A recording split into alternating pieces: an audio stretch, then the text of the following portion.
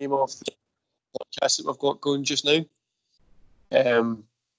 Okay, so the recording has started. If you want to introduce yourself. Hi guys, I'm Domonique Simone, also known as Domo in the City. I'm plugging you in right now into awesome podcasts here from Beverly Hills. And you're out there in Scotland, right? Yeah, in Glasgow, Scotland, at like 1:45 in the morning, so it's early for me. Wow, I didn't know it's 1 o'clock in the morning. Wow. Yeah, it's Thank late. you for taking the podcast. It's No, technically, well, we were trying to go for 4:20 here, so it's 4:20 here and it's 1 there. yeah, I always try and go for about 4:20 for everybody, and I've had quite a lot of podcasts with people in LA, and it's the time difference sometimes gets you. Wow, it's a major time difference. Are you smoking some sativa to stay awake? Like, A little bit. I got a little bit high earlier. I went for a nap, so it's okay. So obviously you're in the cannabis industry. Your yes. your Instagram's obviously bottom. That's how I found you. So I was scrolling through Instagram. You liked one of my pictures. So I generally, when I look through somebody's Instagram, I'll go, oh, they look cool. Let's see if I'll get them onto the podcast. And that's the reason why I reached out to you, because just look like a cool Instagram, look like somebody I wanted to have a conversation with. And Awesome. that's how relaxed I keep this podcast. It's if I want to have a conversation with somebody, I'll reach out to them. So what got you into the cannabis industry? Honestly, it was always part of just the culture. It was always around me. I always smelled it. But I was really big into sports because I felt like sports is going to get me out of my situation. And my situation at the time was like just living in the hood. My mom was like a single mother. It was 3 of us. She had 3 kids. I'm the oldest of 2 girls, Chloe and Miracle. They're amazing sisters. I love them so much. And yeah, it was just basically like we were in this environment where I was always smelling it, but I couldn't really indulge in it because it was 1, illegal, and 2, I knew that like it was just I heard all these negative things about it, so I didn't try it for a while. But I was always curious because there was always this negative stigma that it was gonna make me slow down in playing sports or not be as productive. I was gonna be lazy, all these things. But then when I went to go visit my aunt, and then I actually lived with her for a little bit in California. That's when I finally got a chance. I was just like, okay, I was actually asking people like, where's the best um, green at, you know? And it was kind of funny, but yeah. And my aunt is actually a pastor, so that was just like awkward that that I was looking for like weed while I'm like visiting her on this like summer trip, and I ended up living there for a while and ended up dating this guy, and he actually was able to get me some weed for the first time, so I was able to smoke for the first time, and I was just so excited. So from that moment, I don't think I actually hit it the right way, you know. I don't think I Yeah, actually got high, but it actually took me into this, like, I think the second time I did it, I got a little high and I realized you have to actually inhale the smoke. I was just like blowing it out. But then I started to actually feel like this creativity and this like imagination and like all these different levels that it just takes me through of just like being able to really create and just think deep on thoughts and stuff, or just feel better and yeah, just like shit. So it was awesome to be able to have um, that cool little feeling that I could just experience, but not go too crazy in like the deep end like all the other hard drugs. And then yeah, so for me, I started smoking then, but I had to end up moving back to Texas, so I had to hide it again because it's not legal in Texas. I was playing college sports too. I had to hide it all throughout my college career because they do NCAA drug tests, like random drug tests, you know. So you got to uh, run to the clinic and try to take the fucking magic potion, so so you don't come up negative. I mean, positive for whatever, for like, Mary Jane or whatever. So that was just like so fun being able to get that email and have to run and find the fucking magic potion and then just sweating bullets, hoping that I pass. I knew I was gonna pass, but yeah. So then once I moved out here and I realized there's a whole industry because I was going to dispensaries, I was seeing like the different shops, I was seeing that like there's bud tenders, there was owners. I was seeing there was actual products, there was actual companies. But this is the first time I've actually been able to do like tech and cannabis together, and it's just been amazing. It took me a while to get to this point, but I started out as like a promo model. I was promotional modeling for different cannabis brands. I got in that way, and then I started. They saw that I was like a leader, so then I got promoted to being like a team lead of all the promotional models, like 60 promotional models for MedMen, and that was a lot of fun because MedMen is like a big store out here, and they had a lot of money for advertising. So we were just canvassing, my whole team, all of us, beautiful models wearing MedMen outfits, just talking on the beach to people, and that was just our job, just to talk to them, or wherever our location was, Beverly Hills, downtown. They strategically scattered us all over LA of where their shops were. That was a lot of fun. And then I went over to like vape cartridges companies and was doing sales for them. And now I'm doing business development, client relations, and sales for Kush Clubs. And I also have developed this swag and like this community with like the cannabis industry. So now Damo in the City has kind of making more of a turn towards cannabis content. I've been creating more cannabis content, and that's been fun, aside from working in the industry. Yeah, it's kind of similar story to what I had. So when I was younger, I grew up really poor, so I had to work I set up my kind of first business when I was 11, just cleaning shoes to try and pay the bills for my mum and stuff like that. Then I got into sports, so I was doing professional wrestling for a while, but I broke my neck. So when I broke my neck, the doctor gave me like a list of painkillers and tablets to take. I was like, I don't want to take any of those. So I was speaking to one of my friends, and he was like, "Go try some cannabis and take some painkillers, but with cannabis it will help you." I tried it for about a year. My neck's never been better. Like I never had a problem with it since, and that's what got me into the route of kind of loving cannabis. Plus, it's illegal in Scotland, so I had to go live in Holland for about 7 months, 8 months. So it's So whenever you tried it, was it in Scotland or it was in the other place where it's not legal? so I would have to go to the Netherlands, so Amsterdam and Holland, Oh, to be able to normally buy it. But in where I live in Glasgow, you can literally just walk outside and ask somebody for it, and you'll be able to get it. It's not hard to find, wow. and like it's frowned upon. The police will kind of annoy you if they catch you with it, but nobody really bothers at all. So it's okay. Wow, that's so cool though that you got into the industry because you started smoking it because you were having pain. I was having pain too. I didn't even say that. I have like so many injuries. I have holes in my knees, hamstring tears, and I was still trying to continue to play because I love the sport and I felt like in a way it was gonna keep me just getting more good like random grant money to like honestly when you play sports you get some cool shit, some cool perks. And I wanted to just be able to. I was at a Division III school, so my scholarship was mostly academic and partially athletic. Mm-hmm. So yeah, I was secretly like you kind of like smoking to try to not feel all this pain because the type of steroids that they would put me on would have me feeling like the Hulk because I didn't feel anything, and I would be dunking on bitches and doing all this crazy stuff. And then once it wore off, my injuries were worse and I was in more pain. And I was like, oh my God, I can't do that. I can't do that steroid juice stuff anymore. Yeah. So smoking the weed, because that would have me like out here with no skeletal, nobody anymore. It would just be just gone. Because I Yeah. gave it all when I was on the steroid juice. I think with like any kind of sports, at the time that I've spent in America, it's a lot more sport orientated.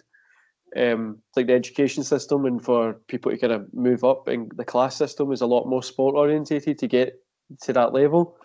Yeah. In places like Europe and Scotland, it's not as sports is there, but it's more like a free time pursuit. So you won't really get a scholarship to go to like a university in Scotland to be a football player or a rugby player or anything like that. It's mostly for educational merit. So if you want to be like in sports, you have to do it in your free time, which is a good thing and a bad thing because most people, you don't get like merits for or you're really good at sports, you get to go to this university. That doesn't really work. So you guys have to just be a lot smarter than anything to get into. Kinda, yeah. It's mostly on your brains and not your athleticism, right? Yeah, on your brains and kind of what school you went to. So in Scotland, we have a lot of kind of classism. So if where I grew up was like an extremely poor area where most people don't, they can go days without eating. And well, back when I was younger, now it's different. They would go days without eating, but some universities won't even accept me because of what school I went to. So it's kind of classist back when I was younger. Now it's changed because of the government policies. So wherever everybody starts with the same level, every grade gets took at the same. So it's a lot more relaxed. And just like I says, it's more about your brains, not about sports. That's good. I mean, colleges. I went to a private school, so I mean that means that it's just like a lot of kids who have money, and they're we don't. I think we've only in Scotland we've only got 3 private schools. So yeah. But I was there on a scholarship, not because I was like rich or anything. So yeah, it was interesting to see that those classes were there. But yeah. I didn't let it stop me. I was still trying to like connect and do as many organizations as I could. I think I was like the anchor woman for the school for about 3 years there. Well, every year I was there, so that was fun to do that. I think it's pretty cool to see the difference between like where I live in Scotland to where America is. Like the difference between like even the school system to like you're sitting, it's nice and sunny behind you. It's raining here. Oh We'd yeah. go there. You have beaches. We don't really have that many beaches. It rains all the time. So when I see people from LA and we do the podcast, I'm like, oh, I need to move. Yeah, the weather's great today. Yeah, it's been raining for about 7 days here, so it's That's why I have my sunnies on. we don't get that weather at all. It's not Are you a guys smoke on the podcast? yeah, not me, no, because it's too early. I'm up at 4, so. But feel free. It's not like a judgmental thing for you. Welcome to going off here. Okay, so sorry about that. Yeah, that's fine. Okay, so yeah, I have a joint. You want to smoke? So I don't have anything on me just now, but you can go ahead and light it up in honor of me. Oh wow. So what is the high grind? Is the high grind your flower?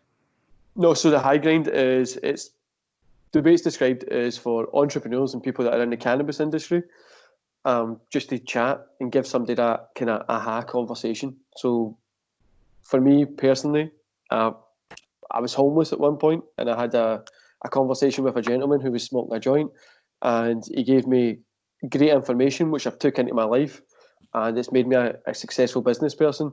So it's just giving people that kind of conversation.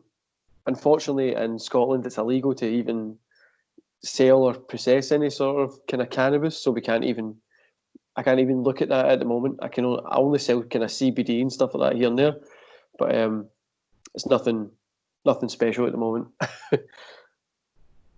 So it's mostly just a podcasting platform for Or just platform, yeah. That's for kind of on. like what Dom on the City. My brand definitely. It's like I try to plug other entrepreneurs, other artists, other hardworking people that are grinding hard and getting things done. I try to just plug them in with like a quick interview that highlights them. But now I want it to be a little bit more than that, and I'm about to start putting out like merchandise that some of my fans can get. Yeah, and obviously, what thing do you love about the cannabis industry? Is it just like the fact you can get high and do your job at the same time, or is it like that and just the actual conversations I'm able to have because of the fact that these are all stoners, and there are a few people who are in the industry who don't smoke, but these conversations are layered, yeah, and we're getting places, we're getting further, we're creating at another layer and at another just atmosphere of life. I feel like that other people are not on, and yeah, we're able to unite. We're stronger united. And like honestly, I moved out here for modeling. I moved out here for acting. I moved out here for TV hosting. But the gag is like my face would be on a fucking billboard, or you would hear that I was on this TV commercial, or you would see my face somewhere. But when you look at my bank account, I was broke as fuck Uh-huh. because I didn't the the way that the gig base was working, the way that the gig base economy was working for me was check by check. And even though that material that I did may have been published or aired, I didn't get the money until 90 days later. So it was just so hard for me trying to be this pretty model, trying to be this TV host, trying to be this actress. My face is everywhere, but I barely even have money to show up to anything. I'm like so sad. I was like, this is not, there has to be another industry that's better. And Uh-huh. I started promotional modeling for a few cannabis brands, and I was watching like how it seemed like there was like a corporate side of it, and I was like, damn, I need to tap into that side because that seemed like that's where the money's at. That's where it seems like you can actually develop your ideas and just be more than just a pretty face. Um, and that's when I got more of an inspiration to kind of turn Down on the City into just start adding more cannabis aspects to it as well. Like I will eventually have my own cannabis brand. Yes, I'm gonna throw that out there. I do want to have my own Damo in the City cannabis brand. Eventually, I'm talking to different farmers who make certain cannabinoids because I'm doing research to make the perfect formula. Uh-huh. I want my product to heal. There's a lot that the minority community needs healing for, and all they really know is that or get access to is just the flower. And I want to Yeah. show them that so much more than just a flower that can heal you. Yeah, there's so much more. I had a conversation a few weeks ago with a cannabis farmer in America who mostly focuses on hemp, and he's talking about the massive amounts of things you can do with it. So you've got clothes, concrete, paper. Like you can make pretty much anything from this one plant, and it's just Yeah, that hundreds of years of propaganda. Well, tens of years of propaganda of just, oh, this is only a bad thing, which is untrue. I went to this museum, this weed museum here that they made in LA for us, and Mm. they were showing us artifacts, and basically like the American flag was made out of hemp. Like some of the uniforms are made out of hemp. For combat, Yeah. houses can be made out of hemp. So yeah, it's Yes. like it's more than just a smokable product at this point. Yeah, and especially I normally do a tri-weekly kind of show with some news from the cannabis industry on it. Recently, in the UK, there's been insane gains for like epilepsy uh, sufferers, which shows that cannabis can literally reduce it to nearly zero epilepsy seizures in a month, which is insane for somebody who deals with it. And so, like, there was a case. It was a child who was taking like 157 seizures a month, which is obviously a lot. And he got it down to like, somewhere like 10 or 13 a month by just kind of doing CBD, which is insane to think like that's illegal here when it can literally help somebody change their life. Yeah, and the only reason why it's illegal is because they're trying to figure out how they're going to make money off of it. Yeah, how they're going to tax it through the roof. Yeah. But I know you were saying that you wanted to kind of go over how the cannabis industry was it for minorities? Was it that what we were saying? Yeah, because so that was also what interested me to get deeper into it once I realized, oh my God, there's a huge need here, a huge need for minorities in the cannabis community that actually hold C-seat positions, that have their own businesses that are operating and functioning well. They have their own dispensaries. I think in the LA community, there's only like 4 to 5 to 6% of out of all 188 dispensaries that are like actually African American, like Black owned, Yeah. only 4%, right? So and so I'm trying to figure out who those people are. I'm trying to do business with them, and Uh-huh. then there's also I was trying to see, so what type of organizations or reform has been put into progress to try to help all these people who are still in jail for when cannabis was illegal. Oh my God, you know how many people are still locked up? And so I've been trying to see, I think our CEO just actually invested into this nonprofit organization. I forgot the name of it, but that's what they specialize in. So now I want to deep dive more into that and give more and help into that to see how I can be a voice or something, um, or a helping hand in any way, because like that could have been any of us. That could have been me. Like, but these people are still in jail, and now we're all like, I'm getting paid for it, but they're in jail. And then there's people who are above me who are making just unlimited amount of money from this, while there's still people locked up. And then as far as the business side, when you have people of color who are actually trying to do business in this industry, it's like they almost need um, a face that's not them in order for it to be a success. So that takes away from certain rights when you're not the face. But it seems like that's the only way it's feasible. I'm seeing all these different reforms that are made through social equity, because I was trying to figure out what is a program that helps people of color supposedly in this cannabis industry for LA, and it's called social equity. They're supposed to be giving out licenses to people of color who have been convicted of cannabis crimes and was put in jail for some amount of time, and now they're out and they want a license to make their own dispensary or to make their own product. And out of, I think, 100 something licenses that were given, only 10 were actually really given to Black people. But it was supposed to be for the minority. So it's like, who's getting the other 170?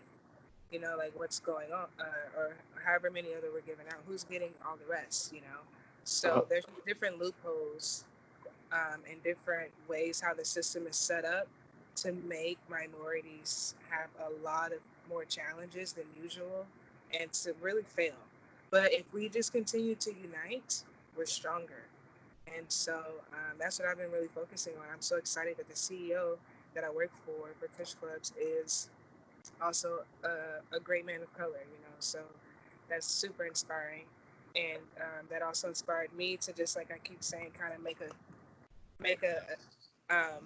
add that little extra piece of Damo in the city that's going to be cannabis related now.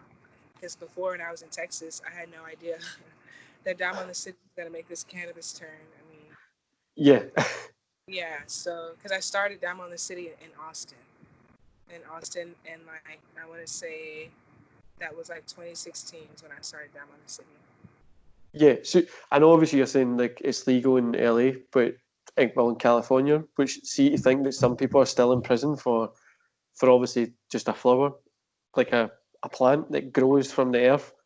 Right. Really, it makes no sense whatsoever. Even here in Scotland, there's people that are in prison for just something they can grow, and sometimes it can be for like a $10 bag of weed, like literally that small. Somebody, Right. if they catch you with it 3 times, so the first time is a fine, the second time you have to go to court, the third time is a prison sentence that can be up to 2 years. So it's literally the silliest laws ever. But I don't get why. Like obviously it's legal in LA. I still don't understand why people can still be in prison and other people can make money. It makes no sense. Like it. Crazy. Yeah, it's so, I guess it's like that worldwide, and they're all just trying to figure out a way to. I mean, they're already doing it now. I'm figuring it out as I'm talking to these dispensary owners, as I'm talking to these brands. The government is figuring out ways through layers of categorized taxes that they get hit with from every level to get their hands on their cannabis production or their cannabis store, whatever it fucking is, Um, so yeah, it's hard for the dispensary owners and the dispensary brands to really succeed out here, because you have the federal government hitting them with like over 6 different layers of taxes. Mm-hmm. So it's really really interesting. But I'm so inspired too because there are success. There is success happening despite everything that I'm saying right now. I'm just letting you know like some of the challenges that are happening right now. It's still the cannabis industry is still booming during the pandemic. Yeah, it's what. Well, I normally trade stocks and stuff like that, and the cannabis industry is literally the only industry that's been making money consistently via this. So like it's the government just wants to get their hands on everything that makes money Right. because they're losing a lot of money, so they want to make as much as they can. They're just like a normal business. So I just think it's silly to see how cannabis is so good. Like even if they taxed it at 10% or 20%, it would make them more money than what they're doing. Because when you look at America, the way they're trying to, like you were saying, they're coming in at different levels to make it more awkward for you to have a dispensary, to hold people down, to kind of separate them. It's harder to get grants and loans to set up a business if it's going to be a dispensary or anything to do with cannabis. So I don't understand why they don't just make it an easier platform because the more people that get into it, the more people that grow it, and it looks like it's going to Yeah. turn into like a tobacco lobby again.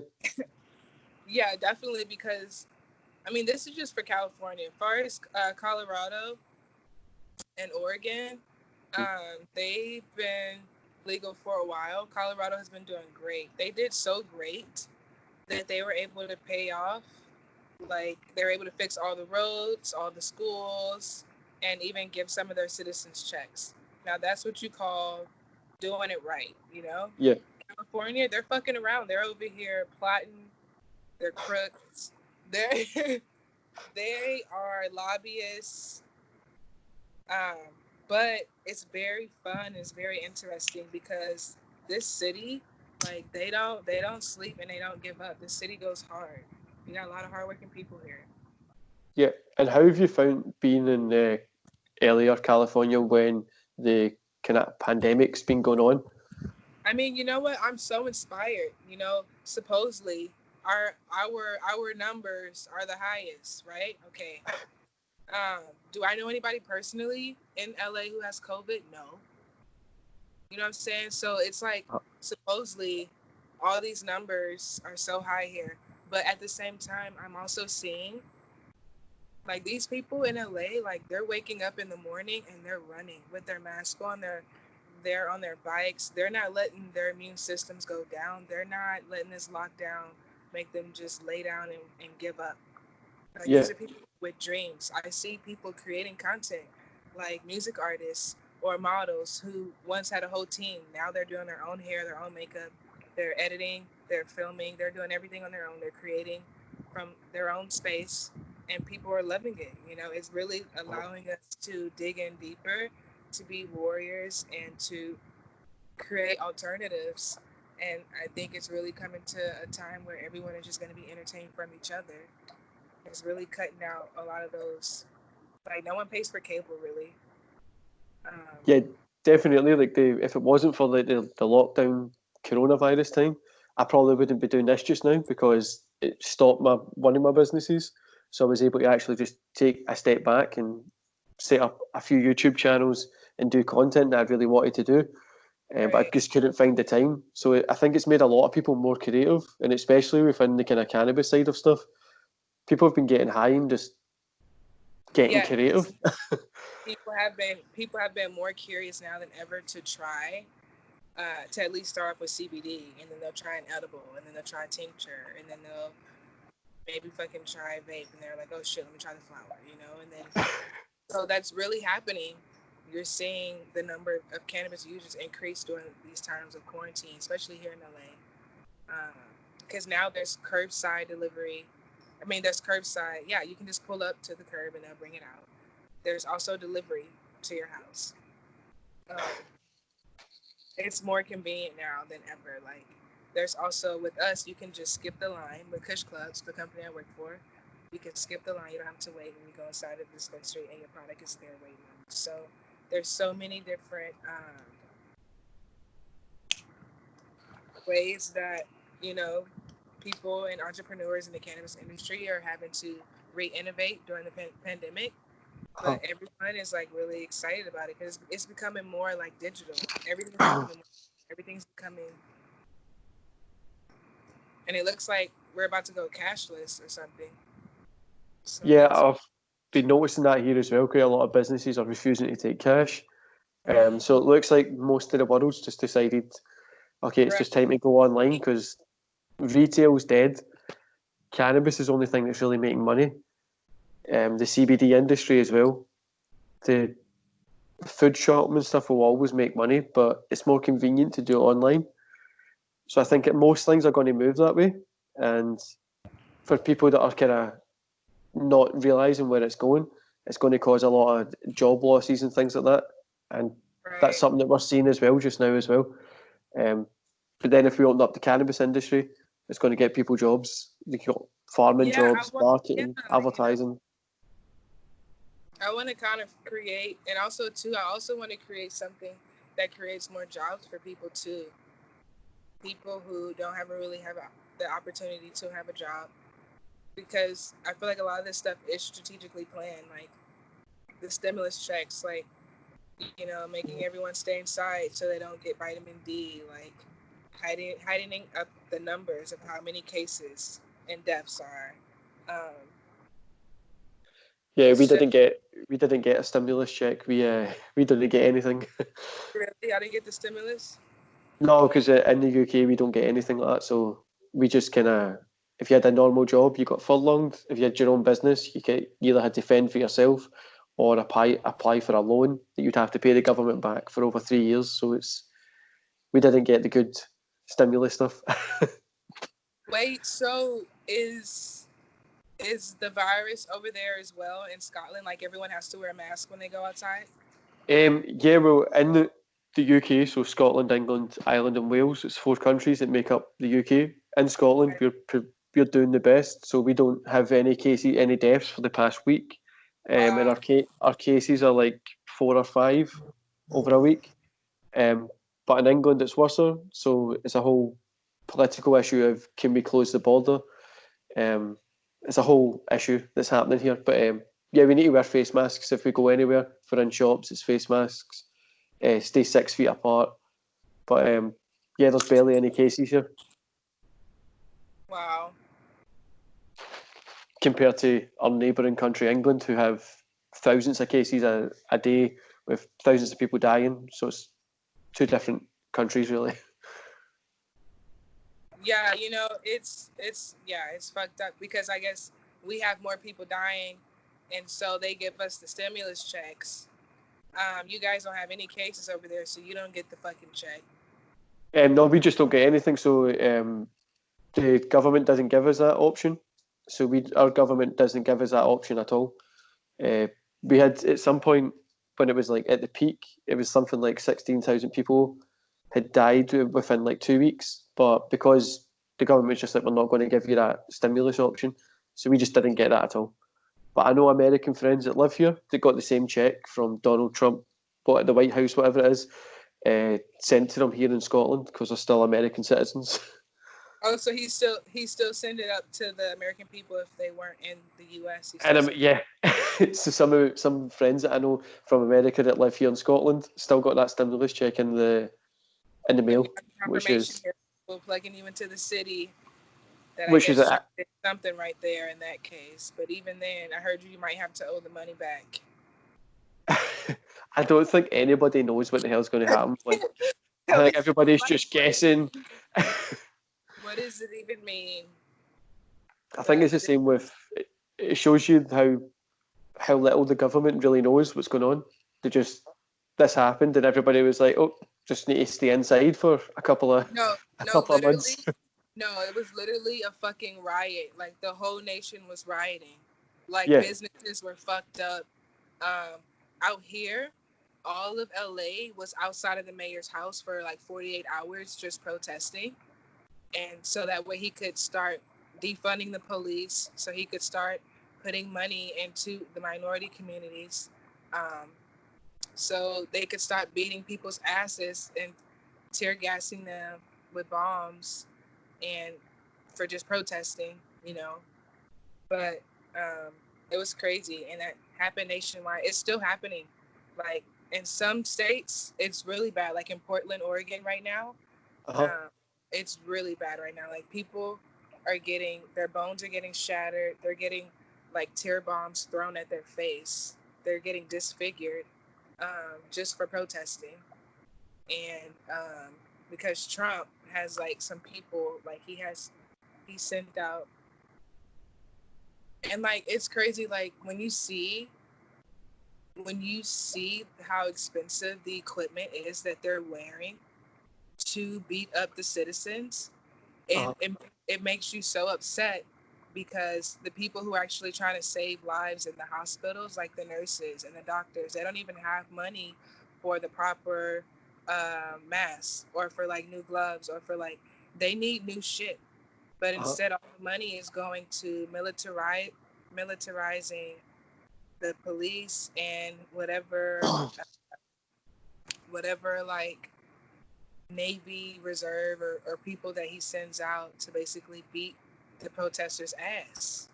And Uh-huh. it's up. They're literally wearing. I don't know if you know like the game like Call of Duty. Yeah, I know Call of Duty. They're literally wearing like Call of Duty like full armor, all of that. And then like I've seen clips because our generation we play so many video games. Like I've seen clips of like people my age like grabbing whatever was thrown their way and throwing it back at them.